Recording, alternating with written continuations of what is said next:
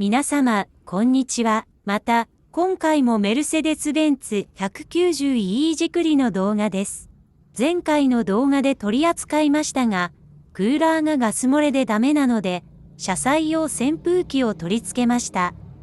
その際に、配線が目立たないように助手席側の足元周りをばらして配線を引いていたら、フロアのカーペットが濡れているのを見つけました。その水っ気は少しヌルヌルしている感じがしましたので、冷却水だとわかりました。この辺りに冷却水が溜まっていました。私の 190E は数年前から2ヶ月で 100ml くらい冷却水が減っています。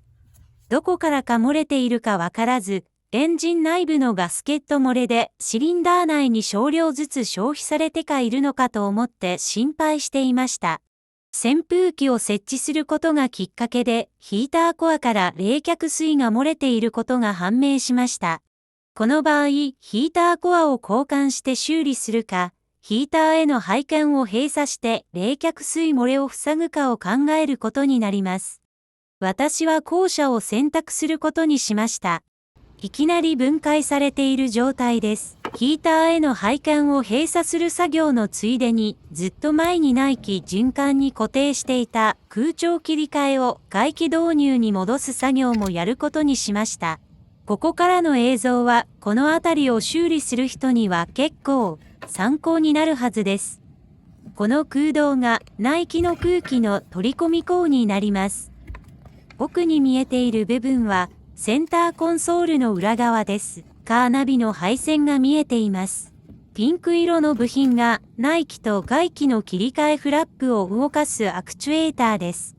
ベンツは基本的に外気導入モードです。内気モードにするときにはスイッチを押して切り替えますが、20分くらいで勝手に外気モードに戻ります。10年前にクーラーをつけているときに勝手に外気モードになってしまうのが嫌で、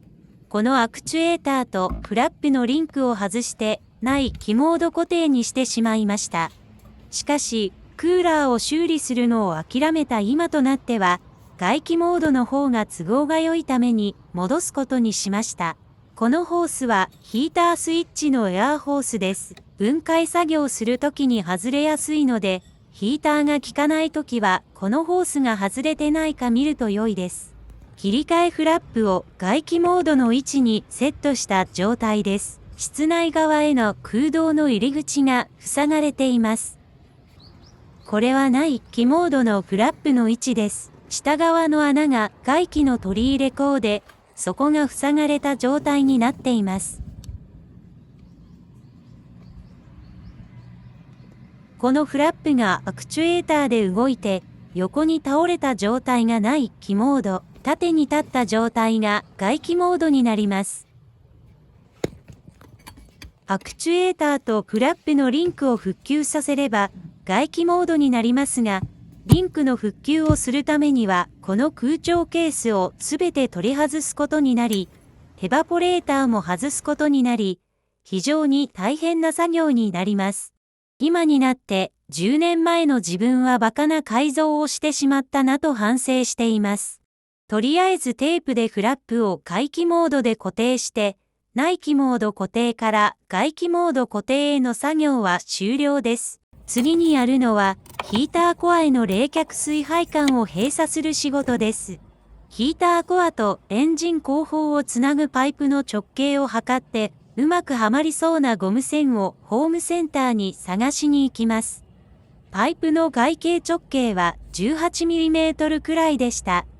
今回はもう一つの仕事があります。ブロアファンケースを固定する金属クリップが10年前に取れてしまったのを復旧する仕事です。10年前の私はこの部品がリベットという固定方法で取り付けられていることが分かっていなくて、どうやって直せばいいのかわからなかったのです。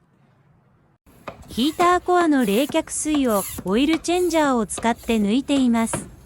300ml 程度の冷却水が抜けました。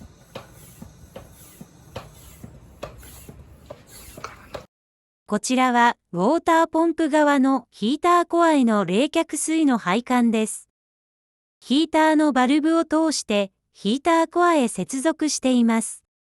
ホームセンターで購入してきたゴム栓です。ゴム栓をヒーターコアパイプに差し込んでいる状態です。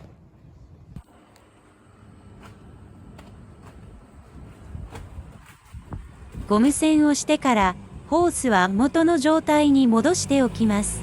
ブロアファンケースの固定金具をリベットで復旧させた状態です。このバンドはケースを戻して固定するのがとても大変です。ブロアファンやエバポ修理の際にきちんと戻されていないことがよくあります。ブロアファンモーターを固定する台座を戻した状態です。しかし、大事な部品を取り付けるのを忘れています。中央の金属クリップを挟み込んでから組み立てなければいけません。ブ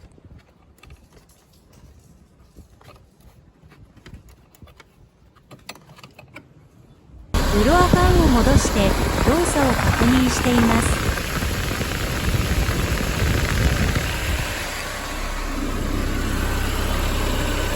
エンジンも作動させてゴム栓をした部分から冷却水が漏れてないかを確認しています。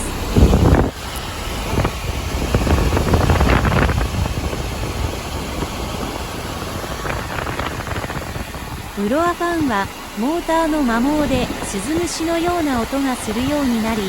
10年前にモーターだけ購入して交換してあります。ブロアファンのケースを戻した状態です。クリップが8箇所あります。ケースが完璧にはめ込まれてないとクリップが引っかかりません。この作業は 190E では狭い空間での作業になり、非常に難しいです。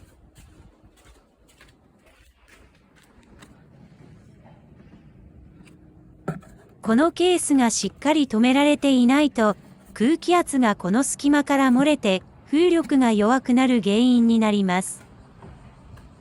この辺りを作業するためには、ワイパーユニットを外す必要があります。この作業も 190E は空間が狭すぎて非常に難しいです。知恵の輪のように注意しながらやらないと、無理に脱着しようとするとフロントガラスを割ってしまうので要注意です。ゴミよけのメッシュカバーを取り付けた状態です。これで元に戻った状態になりました。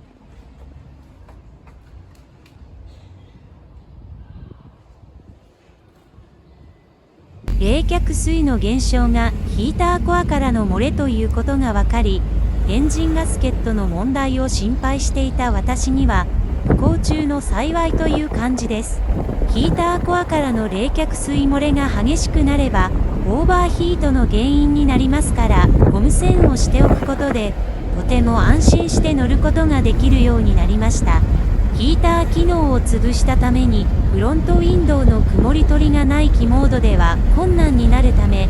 回帰モードに戻す作業も行いました。以上、父ちゃんの日曜日の 190E のいじり壊しの動画でした。ご視聴ありがとうございました。